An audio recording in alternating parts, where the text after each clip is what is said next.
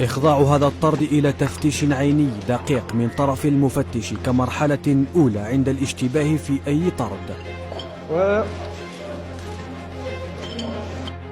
بعد التفتيش تم العثور على خزف.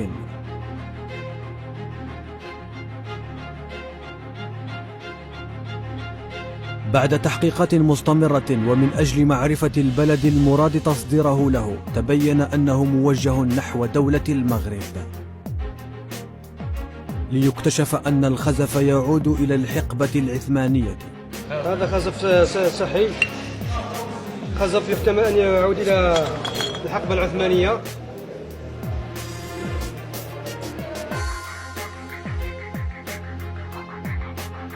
محاولة بأت بالفشل كانت تهدف إلى سرقة تاريخ وتراث الجزائر.